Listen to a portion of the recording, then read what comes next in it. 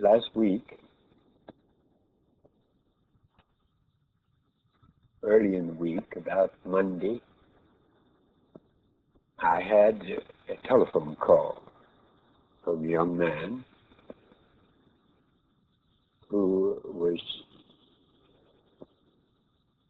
pretty upset. He had just come out of a semi-sleep state. He had dropped off, actually, on the job at his work, and was hallucinating, or was in reality experiencing during this, so he thought. He described this to me, and he said very simply that he had not been able to sleep for several weeks. This had been getting worse. It had been an off and on experience with him, and that he was actually, he thought, being pulled out of his body by a fine cord attached to the lower part of his spine. He was being pulled out by energy, and they were making fun of him, they were hurting him, they were trying to kill him. Well, this sounds pretty paranoid, and you can get all kinds of conclusions over a telephone about an incident like this. He had the weekend free. He wanted to come down here, and he did.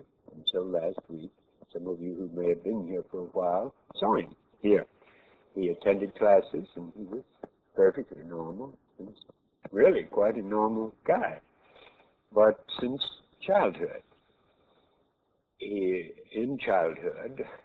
early in childhood, I think, tried to escape from the schoolroom, and did indeed escape. He got out of his body and found himself out in the hall, projected out in the hall, and his body was asleep back at the desk. And then for years, nothing happened to him, and then he had a very bad automobile accident. And I sent him to a doctor here and had him examined.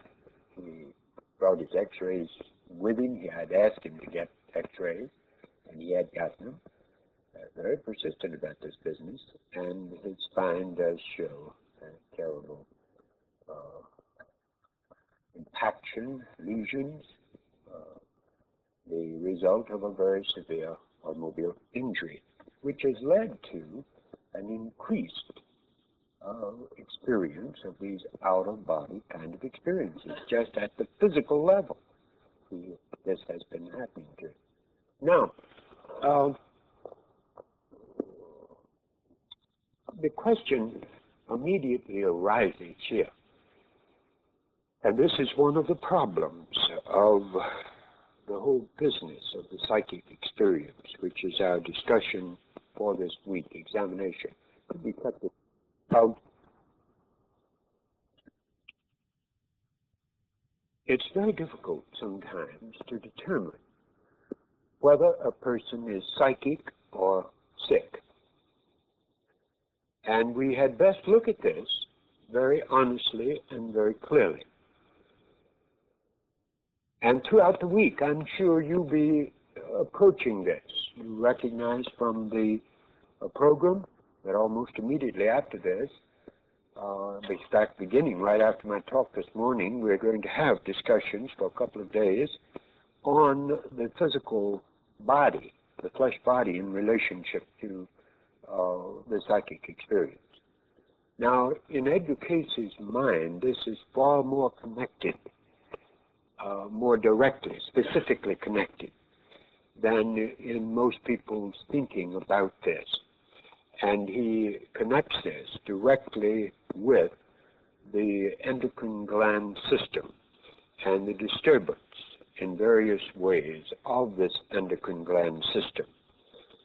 The gonads in the body, the sex glands, the cells of Leydig, which are the balance between the male-female principles in the body, the adrenal glands on top of the kidneys, the thymus center, just back of the heart area, the big thymus gland that controls our immunity to disease, the thyroid and parathyroid, which is so closely associated with, for instance, things like seeing auras. The most famous aura seers in America have disturbed thyroids. Not all of them, but some of them. And very interesting.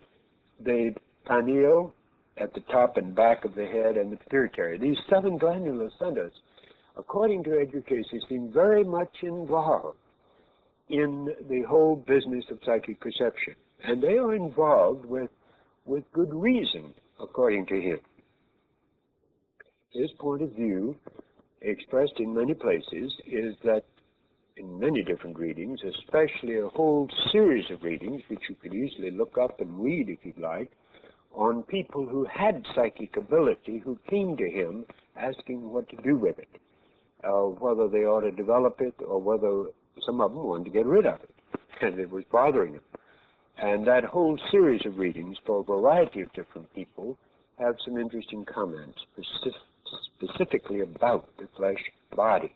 Now, in this body, these endocrine gland centers, as parts of the flesh, are also, according to him, the points of contact between what he calls the soul of man, the spiritual nature of man, and the flesh body. They are the points through which the soul enters in the beginning.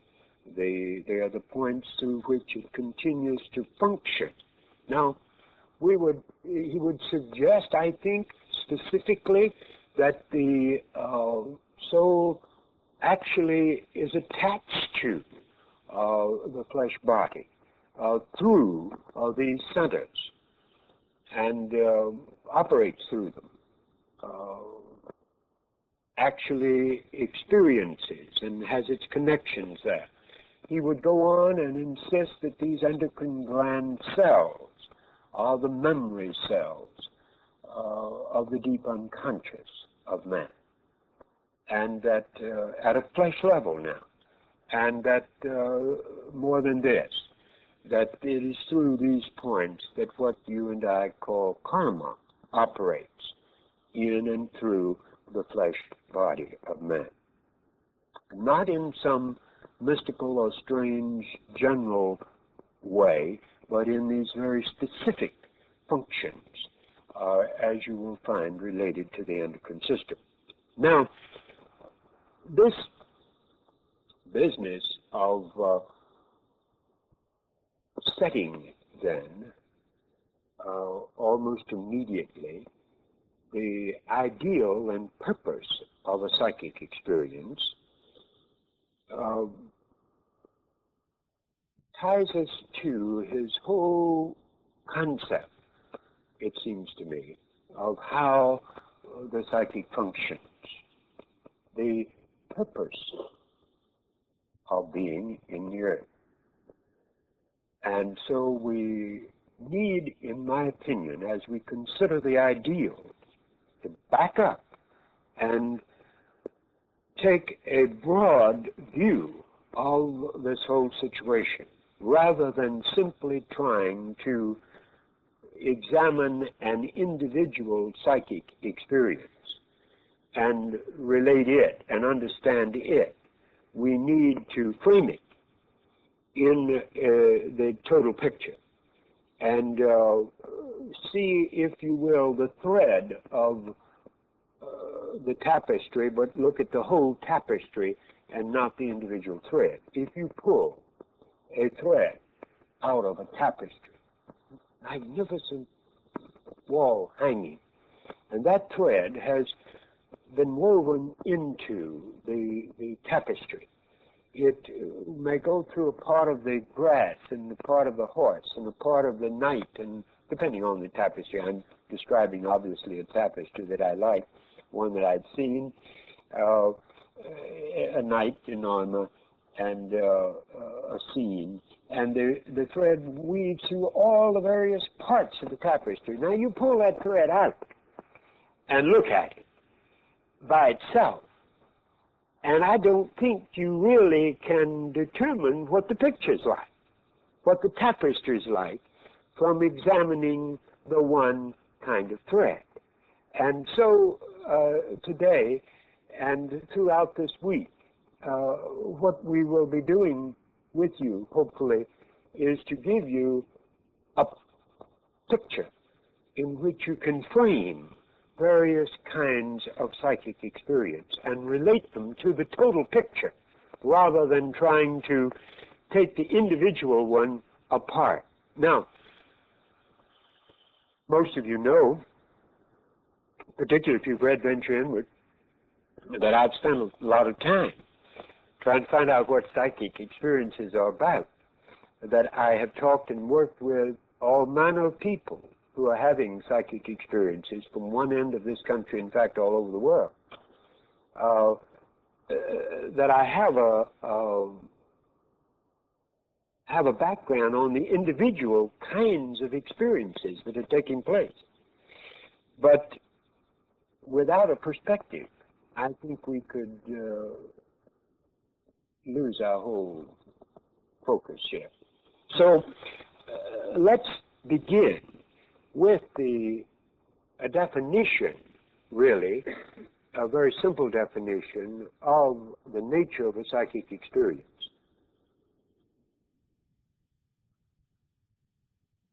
As I understand Edgar Cayce's definition of it, a psychic experience is related to the soul of man, the spiritual nature of man.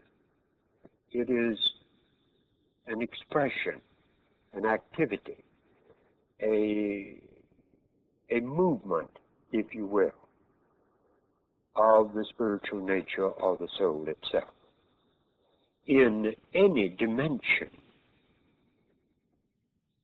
where the soul is manifested. In other words, psychic, he would take from the original Greek psyche, or soul. Now, you may want to use the word mind, soul here, but he separates these and speaks of the spiritual nature or the basic soul of man in its expression.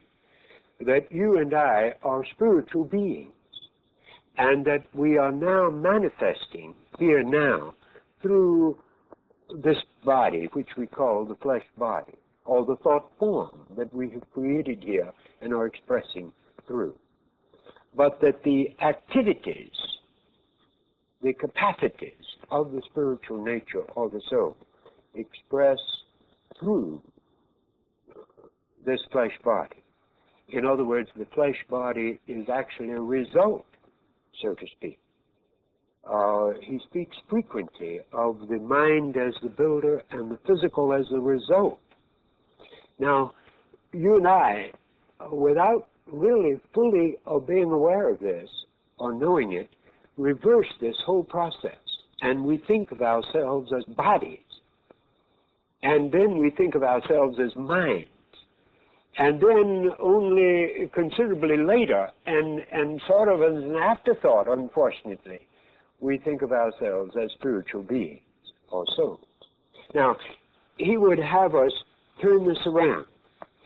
And so in consideration of an ideal, our concern with the ideal and the purpose is a concern with the purpose and the ideal of the soul in its expression, in its manifestation, in its activity in the earth.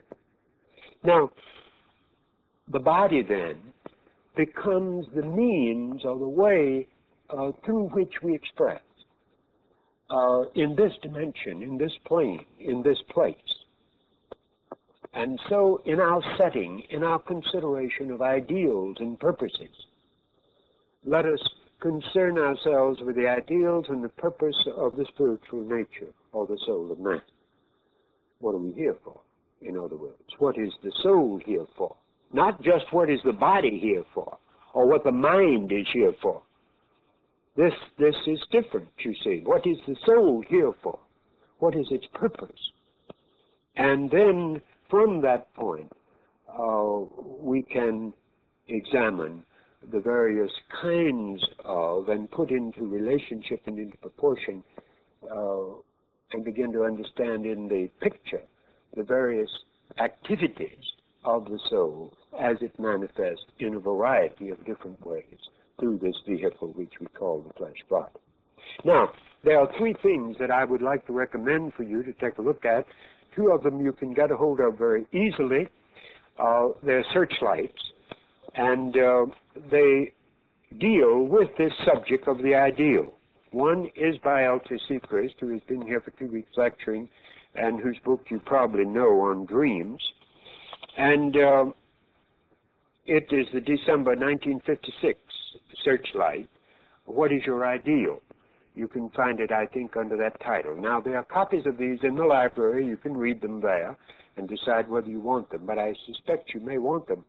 Now, there is a second one called the Ideal, that is simply extracts from the Edgar Cayce readings arranged by a young man who is down here doing some work on the readings for us for a while. RHS is Robert Shaw. Some of you know him in New York. He was a gentleman who was a member of the first project group down here many, many years ago.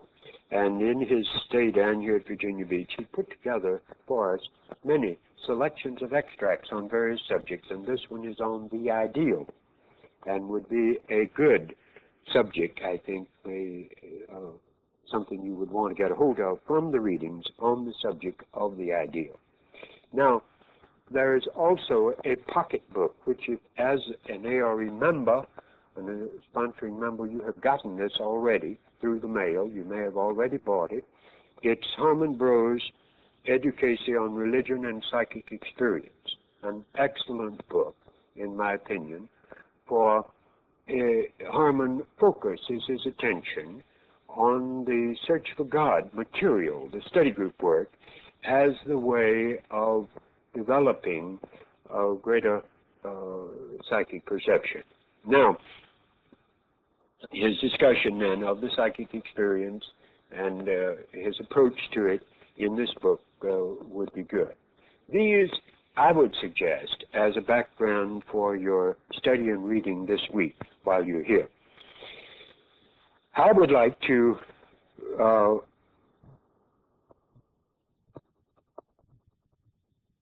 make first now a very brief further statement about the nature of the ideal and purpose that we're going to discuss.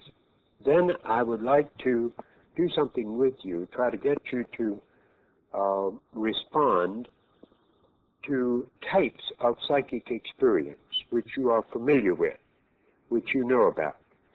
And I would like to try to put them against a background of what's going on in that field for you, very briefly, where you are with that, how you would look at that psychic experience, and relate it to this basic ideal and purpose.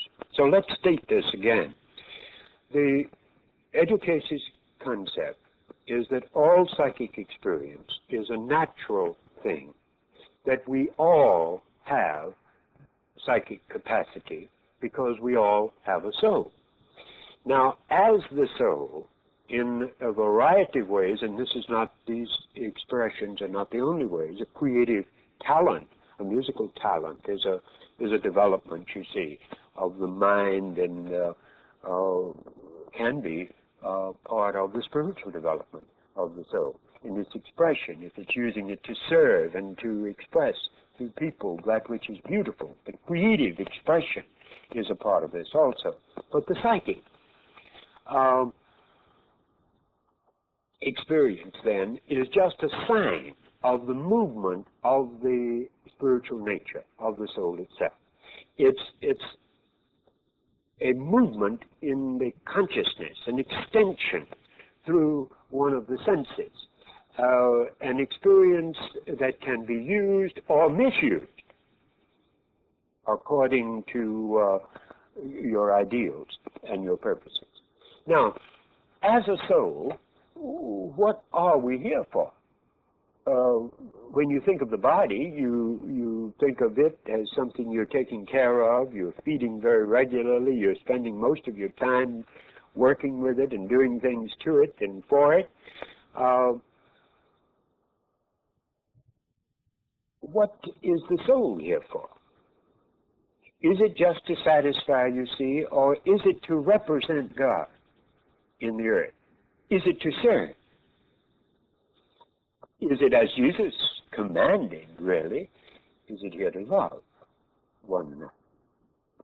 Love and service and the representation of God in fulfilling the ideals and purposes at a spiritual level are the things that Edgar Cayce speaks of as the real goals. The psychic experience is a byproduct. It's a natural thing that will come about as a natural result of a movement, a growth in consciousness, in capacity, as you need it, as you direct the ideal and the purpose to serve, to love, to, for example, let me be specific here. What could be more telepathic than, and more valuable at a telepathic level, than for us to be able to sense the needs, the real needs of the persons around us, and know when to reach out and encourage and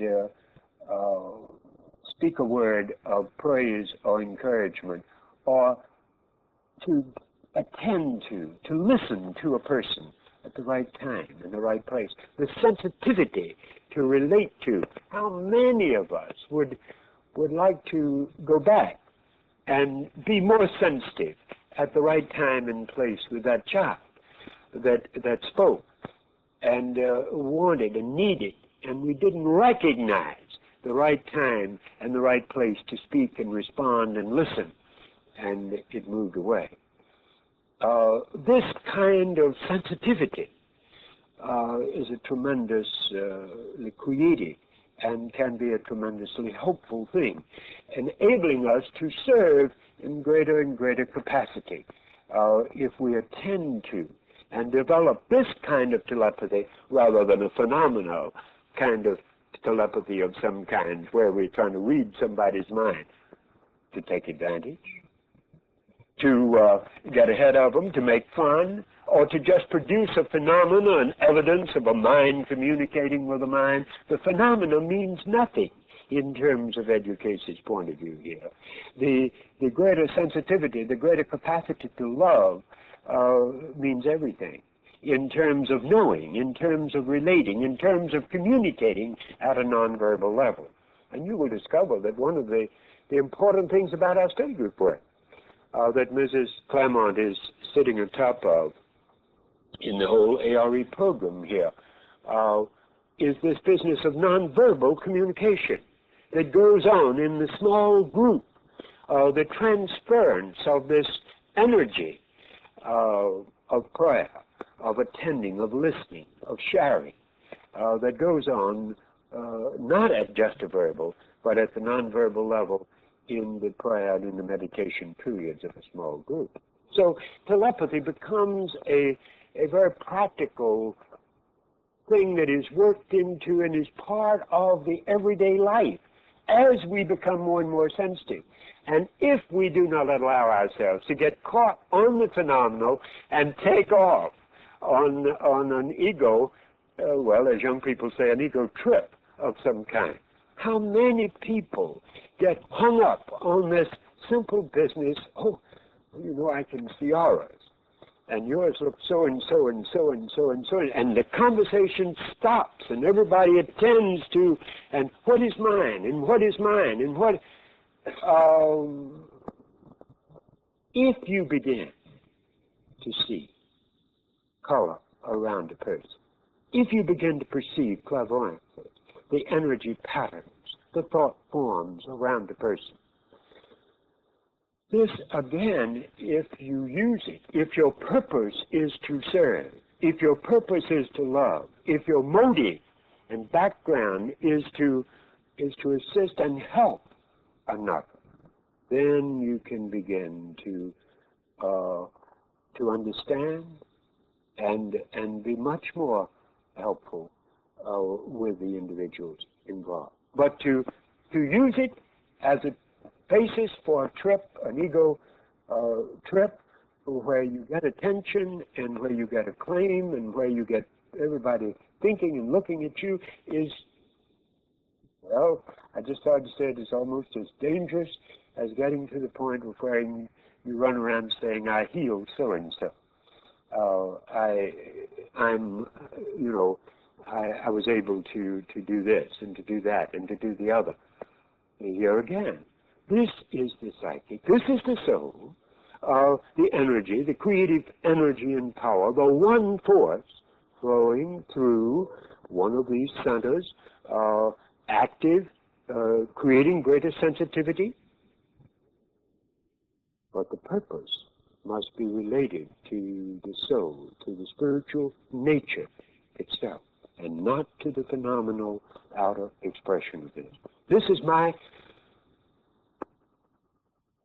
thinking about this in terms of the way I read and understand Edgar Cayce's material. Now, there are many kinds of psychic phenomena, and so I would like, if I can, to relate some of these. What kinds do you know? What kinds are you interested in understanding?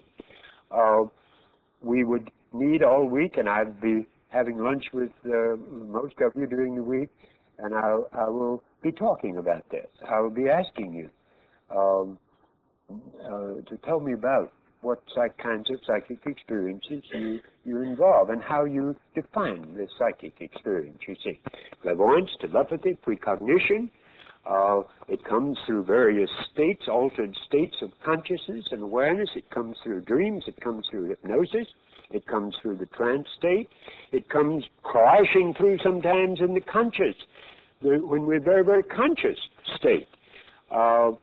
It has many under anesthetics, for example, some of you have taken off during an operation and taken a look from the psychic point of view, either the out-of-body or the clairvoyant or the precognitive or vision or something of this kind. It comes in so many forms and ways. It comes through all of the five senses, doesn't it?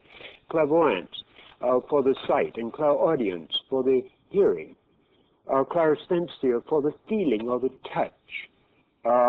It comes through the whole business of tasting is a really a hard one, and yet but the smell is so well known, particularly in the seance room. Smells get all involved in psychic perception. In certain conditions. If you were here last week, you would have heard Elsa Secret speak of an experience of smelling certain types of roses in a dream experience that have related to a perception that ties into. Before, here again, it simply triggers the memory patterns of the mind in certain ways to bring about an awareness, recall. Retrocognition is the term for this. When we recall, this is frequently just a brain operation of memory, and yet it's triggered by some peculiar facet or extension, so to speak, of psychic sensitivity. It can even result in tasting, of course, which is the sense that perhaps is less involved, and yet one wonders, for food plays a great part, and various substances play a great part in the stimulation of psychic perception.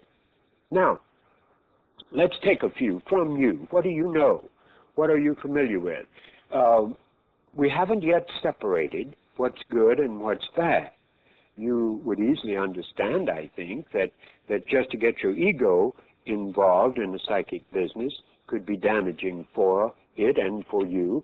But what about a direct misuse of a psychic gift or psychic capacity? This, too, is possible sometimes on the grand scale. My classic example of, and I think it is in its way a historical classic example, was this business of the teenage boy in Germany. Nicole was his name, during the times of the Crusades, who had visions and who led a whole group of young people to the edge of the Adriatic, where they were all sold into slavery by the Arabs. Now, he didn't intend to do this. He wasn't in league with the Arabs. He didn't collect any money from each one of the young people that were sold into slavery. But he did march throughout Germany collecting thousands of young people who followed him, like because he had a vision of going to the Holy City and just walking up to the gates of Jerusalem, and the Arabs were supposed to come out and throw down their arms and give up in front of these children who were so innocent. And so he collected children. They walked off away from their families, scoured through you should read the history of this, all on the basis of a vision that was misinterpreted perhaps and distorted. The symbols were not fully understood. Perhaps the city that needed to bow down was the ego within the self of each one, that needed to give way within the self. And perhaps he misinterpreted these symbols, for these kids ended up in the slave markets around the Mediterranean as a result of this vision.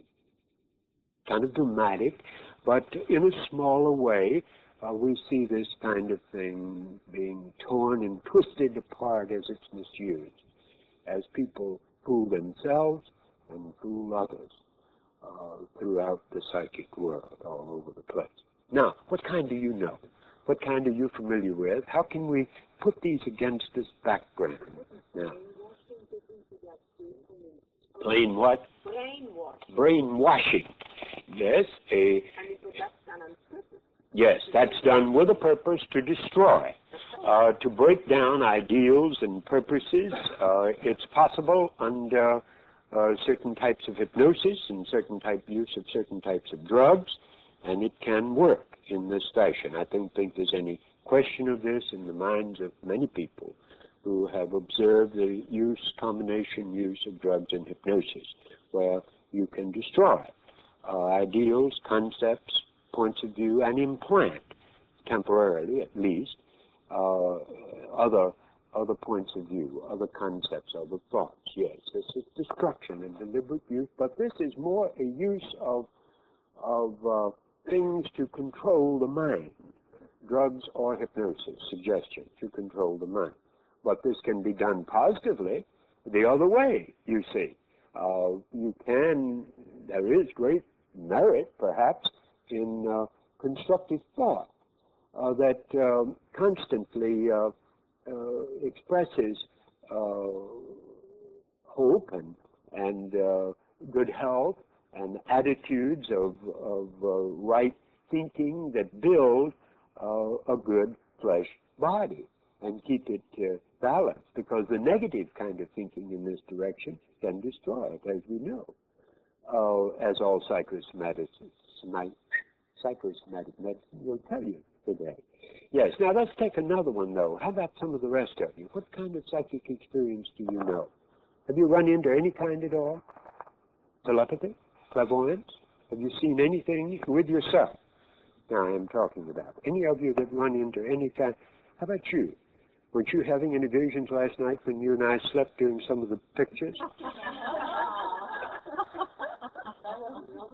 I dropped off during some that I had seen somewhere, and she caught me at it. And I was just wondering whether she, now she has a wonderful automatic way. She sleeps and knits right at the same time.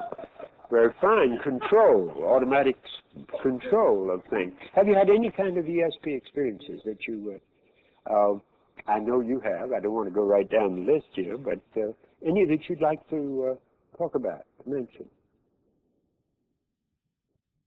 or ask about right now? Yes.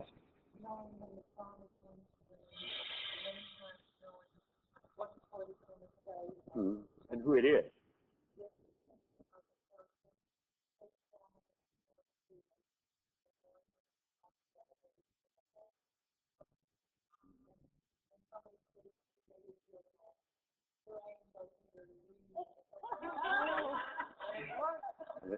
They get up and take off. Well, you're better than I am, because I've had to ask them at times. This whole business, this is expressed so humorously and yet with great perception, I think, in the new picture On a Clear Day. You can see forever. If you haven't seen it, you should. It's well done approach to the whole field of the psychic, and this phone ringing was focused in that very, very nicely. Barbara Streisand demonstrate this repeatedly and upsets him, and where to find things that have been lost and all of this. Now, we should be aware here that this kind of phenomena of telepathy that begins to come in, creep in, can be from many causes, many reasons for it, at the physical level, at the development level. We cannot just automatically say that because you have a psychic gift that you are thereby going to use it constructively and helpfully, because you can misuse a psychic gift just as easily as you can misuse a good body or a good mind or a creative talent of some kind. You can throw it down the drain, you can take advantage of people with it, you can do all manner of things with it. But as they begin to show up, you can begin to understand the possibility of making use of such talents, such gifts, for creative and for good purposes, rather than sliding off. And this is why it's so important that our ideals and our purposes be fixed in a spiritual ideal and purpose for our being here, that we be focused on spiritual law rather than on just concerned with the physical life or the intellectual life. We need a spiritual ideal and a spiritual purpose as the base. And one thing we can be sure of, that these psychic things begin to speed up perception. No end.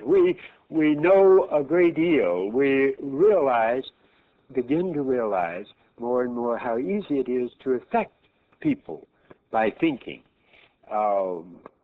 We watch a film like the young women had here a week ago, showing the movement of an object, small objects, by this Russian woman, which has been done now many, many, many hundreds of times in laboratories under very controlled conditions, under covers and all sorts of things, an actual movement of the object.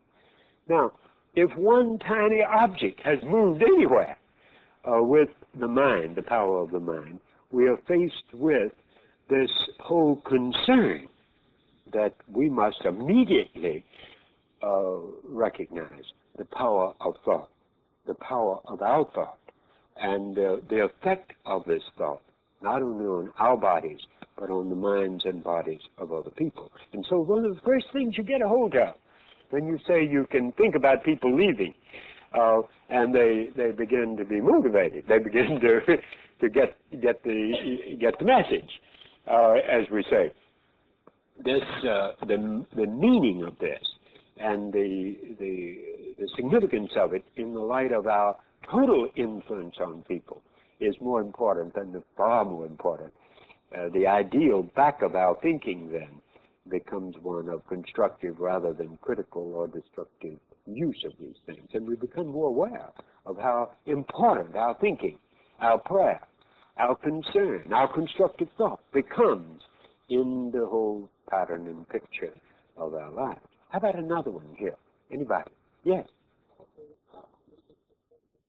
All right. The mediumship now of telepathy or of actual mediums. Are you speaking of the seance room and the people who have gone into?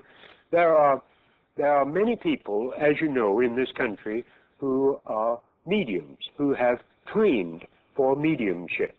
And this can become a vocation for you if you wish.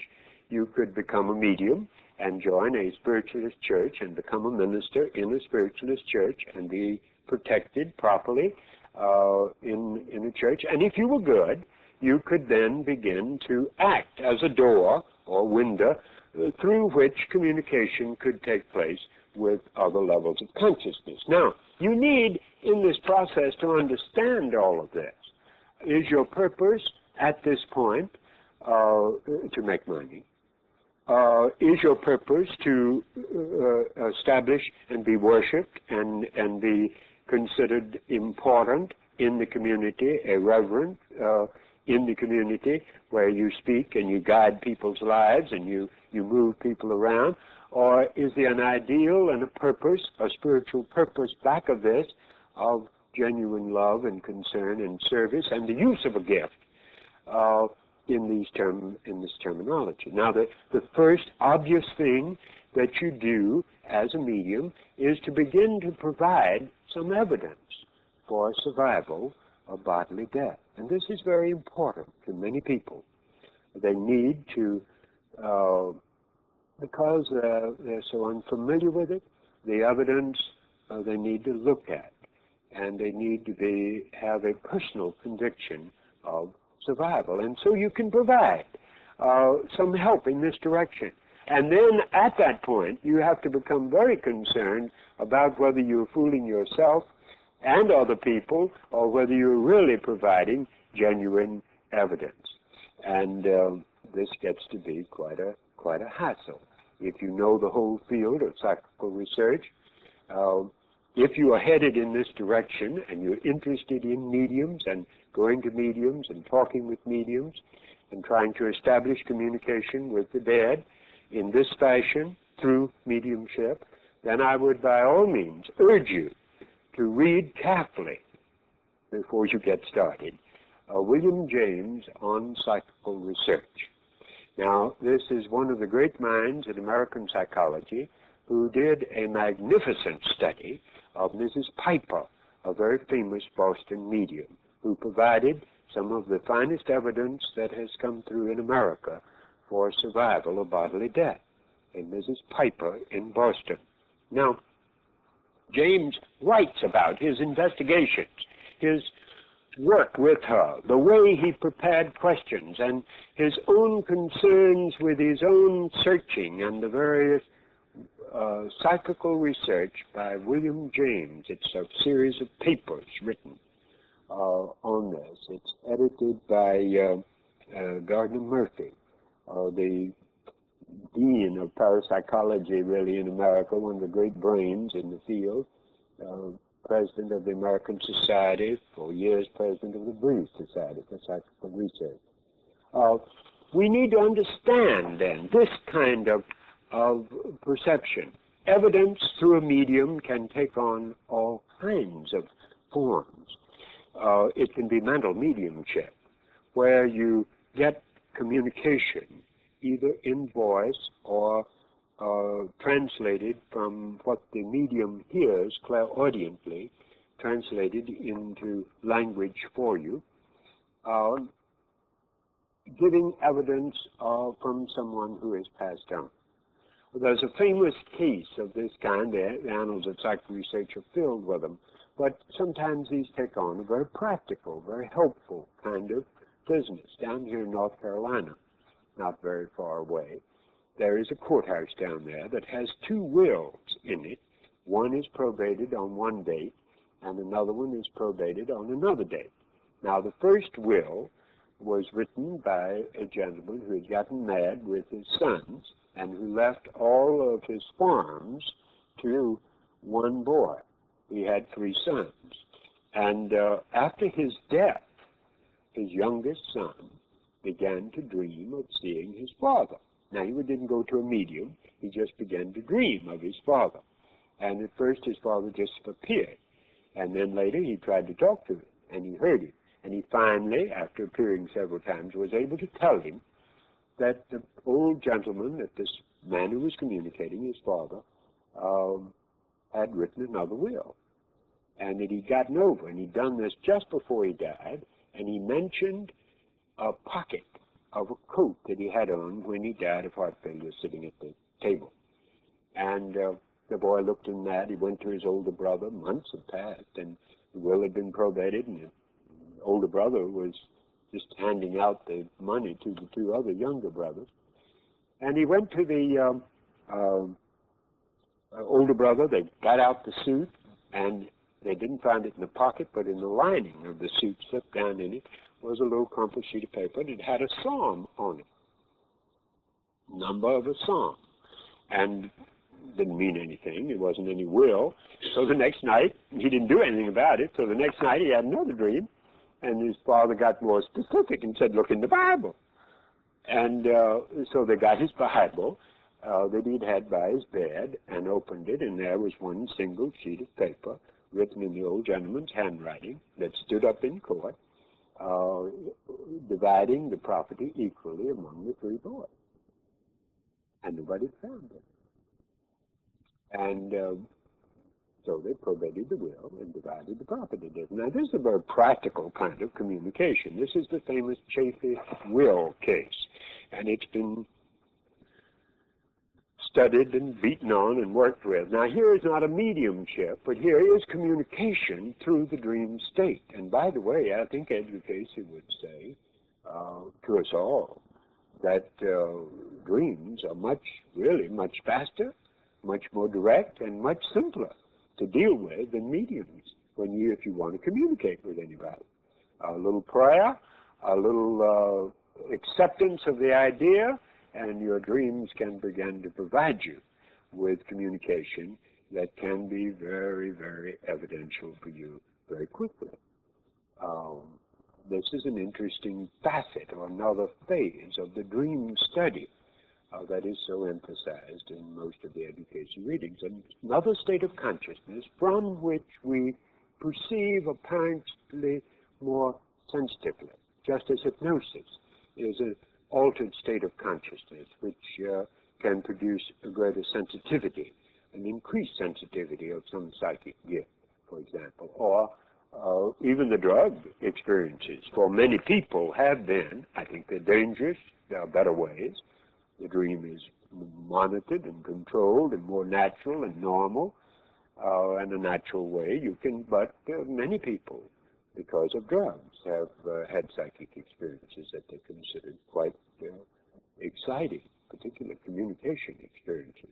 The first time I ever saw Timothy Leary working was an experiment in Harvard with a mass business of telepathy.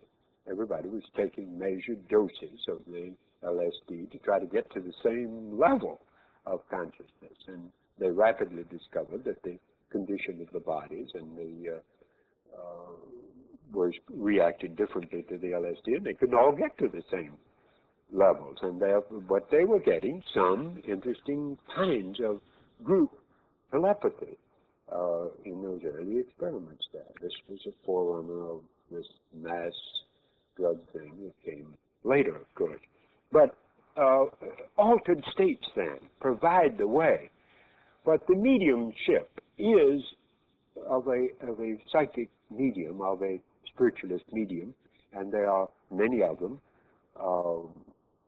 Once, when we had a project group down here on this, I took a group into Norfolk, to the spiritualist church in Norfolk, arranged an afternoon sitting with the medium who was in charge at that time, and he simply did a bit of clairvoyance for them, and did it quite excitingly, quite interesting. But there was no communication at that time. But there are people who are trying to serve as spiritualist ministers in various places, and they are motivated pretty much like every other ministers that you know.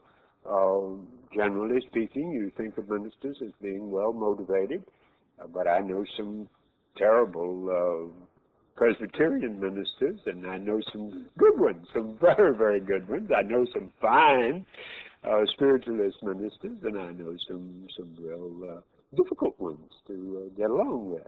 But this is true in any area, in any field of activity or endeavor. I'm sure you know some good doctors and some very bad ones, too. It depends. Now, what other kinds? I know we could get much deeper in that, and we will later, but we can, in our discussion groups, get into some more of these. Yes? Well, I'm talking about something. You see, my definition of psychic experiences runs towards mediumship and That's right. things. But are you saying that actually an early evidence is if you know the phone is going to ring or things like That's psychic. Might well be. That might well be. You see, it's by definition, and that's why it was suggested that I start off with you this morning and try to get a little bigger background against which we could work this week, that the psychic be considered in relationship to its true nature, a manifestation, an activity of the soul of man, expressing itself, being more sensitive to, more aware of, not the phenomenal, that psychic not be confined to communication or the phenomenal kinds of psychic. I would consider, for example, healing as being psychic in this sense. Oh, all right. Now, you see, it's what you include and what you don't include. Wouldn't telepathy be a psychic experience? When you put it that way, yes. If I'm away from home and there's a phone call, yes, I get a hiccup. You got yourself worked out a trigger, a remembrance. And when I is this always? Always? When I come home, I'll say, who called? So sometimes my father forgets, and he'll say, somebody called you, I said, yes, and then he'll remember. But I don't consider that a psychic phenomenon. I just thought it was an odd quirk. Well, it's certainly that. But it may have psychic implications also in terms of this telepathy business. You see, something has to trigger the hiccup, you see. Or is it just coincidence? Now, most of science is still battering away. We have the parapsychology has just recently been recognized in the Academy of Sciences. And it is recognized now as one of the scientific studies. Psychology for years was not recognized as a science at all. But parapsychology now has been accepted. And hypnosis, has been fully accepted as therapy by American Medical Society. So these areas of altering states of consciousness and inducing various psychic perception is improving. Yes, I would say that these are the signs. They're little tiny indications of greater activity of the mind and spirit of man. Now, when we use it constructively, then it is motivated by the right ideals and the right purposes and the right principles. But my contention, and it's based directly on the education readings, that all of us are psychic because we've got souls. All of us can develop greater potentials of psychic capacity with any given life. But like any talent, like any creative talent, like anything, you've got to be very much aware of the ideals and the purposes and the way in which you're using it. For example, suppose you have a good body, and so you train that body, and you discover that you can make a lot of money out of fighting with the body. Or suppose you get very expert at judo, or at, what's the other one, karate. And then you become a bully.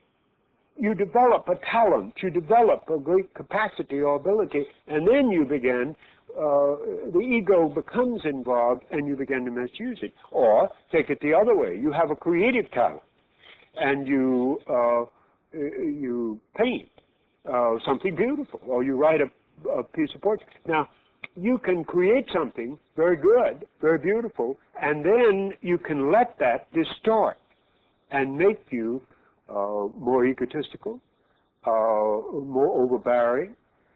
You can begin to misuse the results of that in your life and destroy yourself and people all around you. Well, now, this is equally true. These are capacities of creative expression in man. There's only one force. That's God in expression. And we are the custodians of a certain part of this energy, which we must choose. And we must try to relate ourselves to this spiritual direction of the original spiritual force of God, both inside and outside of us. You need, I think this week, if we accomplish nothing but trying to get you to see psychic capacity as a very normal, natural kind of thing. Not something abnormal, not something peculiar, not something wildly different. We just have Harmon Brogue called my father, Edgar Cayce, a seer in a seerless culture, which is a nice phrase. In other circumstances, in other settings, I'll never forget an interesting experience, a very simple kind of one, but fun, that I had down at one of the colleges in North Carolina. I went down there for a talk, and by the way, I had an interesting business with it. Student audiences have a very interesting way of heckling you. If they really want to get at you, they can take you apart, of course, real easily. And you have to be careful. But I got up to talk for this whole student body, and I guess they thought they'd try me out. So they began coughing, little coughing. They began to draw circles and patterns and as this got underway, I realized that if I let it bug me, that the whole thing would dissolve into chaos, and just me, I would be silly. So I stepped up some of the stories and got them a little more into, and pretty soon I got the audience, and we went along all right. And from then on, they stopped. They got interested, and they quit coughing, which is all deliberate, absolutely deliberate. Now, out of this group that afternoon came a Negro boy, young fellow, who had been there for 2 years. This was in his second year at this college. And he sat very quietly and listened. And I was talking about education, about the various psychic experiences, and they were asking questions, and it was a pretty freewheeling discussion that went on there. And finally he said, I guess if you can talk this way about your father, I can talk about mine. He said, when I signed up for this college and made application for the grants and so forth to come over here, I said that my father's job was, he was an advisor to the chief of our tribe. This was from Nigeria. Actually, he said he was the medicine man. And I know all about all of this. He said, I keep a dream record and communicate with my father and mother by dream all the time. And he said, I've got a whole book of dreams. And he went on to describe many of the experiences that his father did in communicating telepathically with other tribes about practical tribal business, that they were transacting. And he actually, apparently, he healed, and he was able to communicate with the clear water, and he had the powders and things. He told us all of it, went into detail. It was fascinating. Well, this whole gang of boys that knew him, had known him for 2 years here, and didn't know that his roommate didn't know that there was any background or any ability whatsoever, and it all came out. And so we sat there with an American witch doctor, my father, and his witch doctor on the other side, and we talked about our fathers and shared experiences, and it was lots of fun. You get in. See, these people in the primitive society, this is the service that is rendered. They have, and did have, these talents and capacities and abilities, which they were trained to use for the benefit in the Southwest, where I've worked with some of the Indians who were using even the peyote. At that time, I was trying to do a little study on the peyote rites and so forth of the Southwest American Indians. They use it for finding lost horses.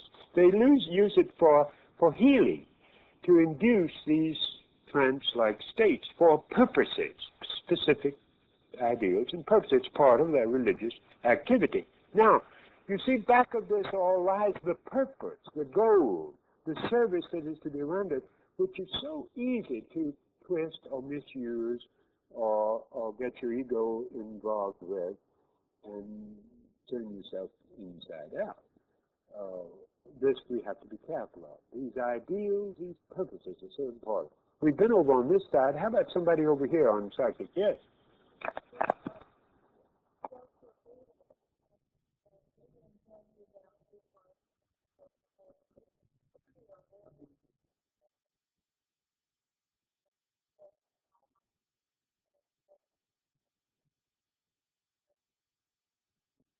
Mm-hmm.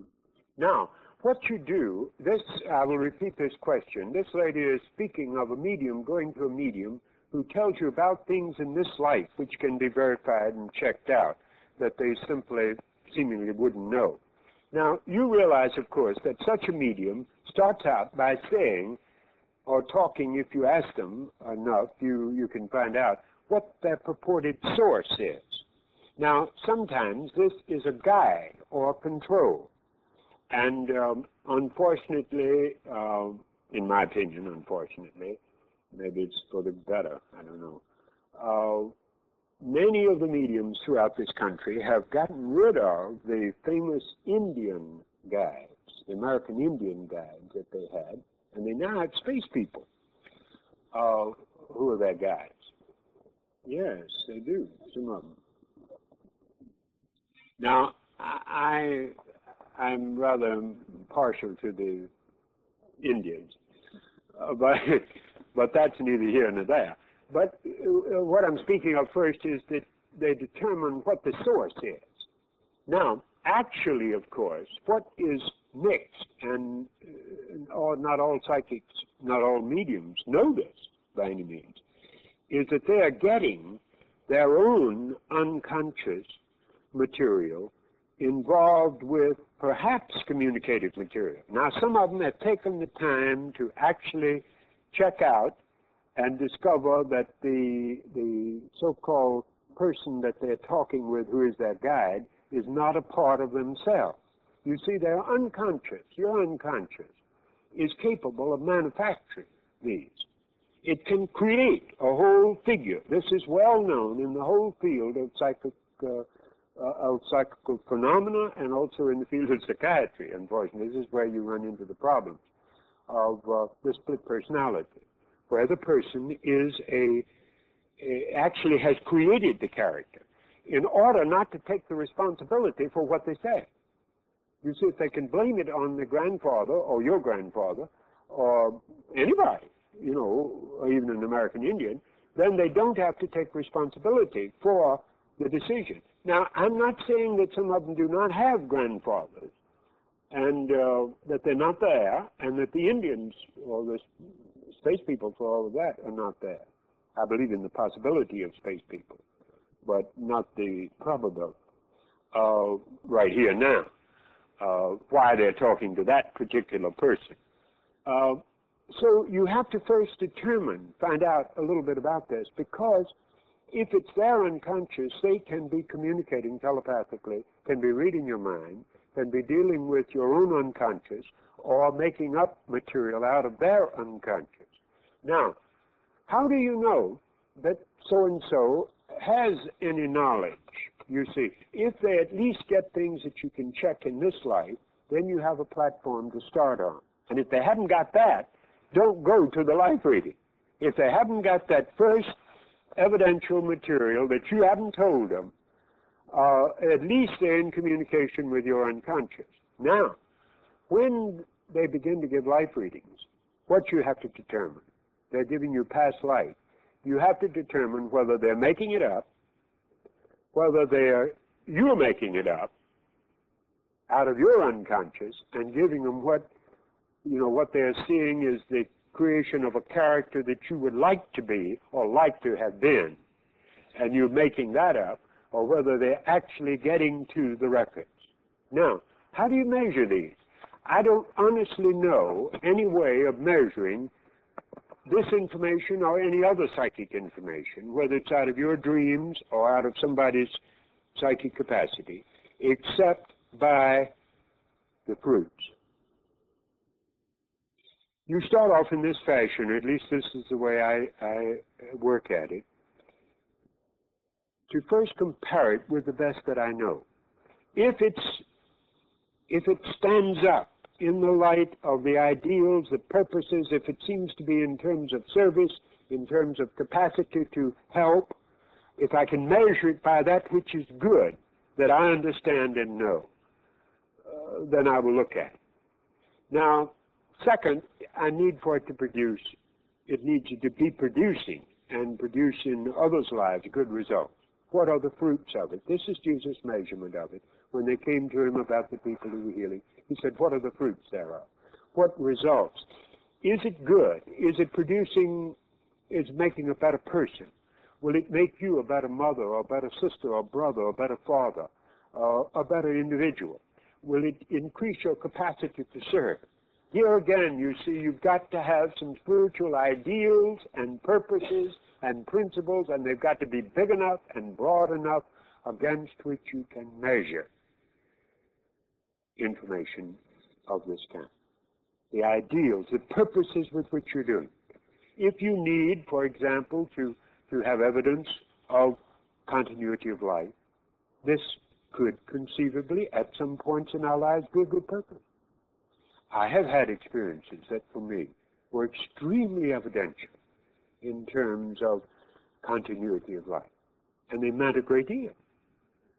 But on the other hand, if you're just going to depend and get to depend so that somebody makes all the decisions for you, you have no will of your own, you look to this and that or the other, every time you move the kitchen stove, you find out which corner it ought to be in, you soon lose all the real purpose and the ideals of why you're getting the information. So you must go for psychic information, whether you're going back into your own dreams, whether you're going outward to a psychic or a sensitive, you must go with an ideal, with a purpose, with a spiritual goal to improve the whole pattern of your life, and not just for now. Yes.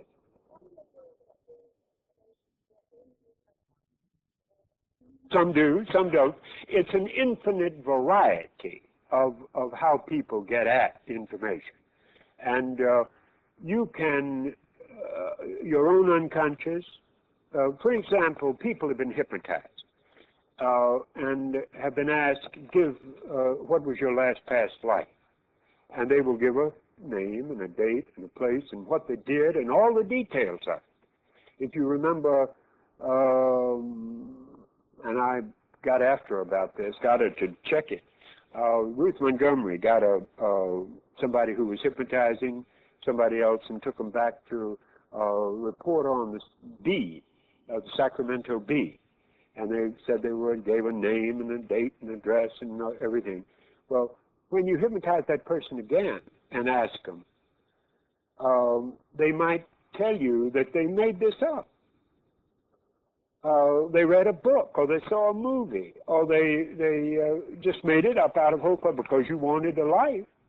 And so they was unconscious, will give you one. It'll make up one if you haven't got one handy. Now, what happens with a medium? If you ask them for a life, or you go to them expecting that they're going to give you a life, they could use these as symbols. They could be getting good, helpful advice for you and still get a symbol that would represent the kind of it, to give you a point of reference for the kind of advice that they were going to give you. They, in other words, they get impressions about you that you ought to go into cloth designing, so that they would give you a life as a Flemish weaver in laces. And so this would be they wouldn't know whether you're a Flemish weaver in laces or not. It doesn't, the unconscious doesn't make any difference about it. They use it as a symbol. But if you think that it comes from a past life, then it's more influential on you, and you're liable to go out and start studying laces and maybe develop a talent in the direction of this direction. Now, the key is in the result. The key is in the practice, in getting the fruits of making constructive use, and without an ideal, without a purpose, without going into this with the highest possible spiritual ideal and purpose. I think we can mislead and confuse ourselves and other psychics, because most of the times we pull psychics apart. I'm all on their side. I'm not on your side. I mean, the average psychic is hard pressed by the public, and frequently they are worshipped, they're overpaid, or they throw rocks at them and beat them in the head and lock them up in jail. And I've lived through this. I know a lot of this background, and so they have a hard time to face a demanding public, and they don't always remember this. The average person, just like you, doesn't. The dangers lie in them fooling themselves as well as you, not in deliberate fraud. They're not that good, and they can be caught much easier than the ones that are fooling themselves, like the boy on his way to the Adriatic with 5,000 kids. He was convinced that God had told him that was the way. So we have to be careful about things. Yeah. Mm-hmm. Yes. Believe me, it will. Well, you don't until you begin to work with them. You don't. You've got to check the dreams the same way.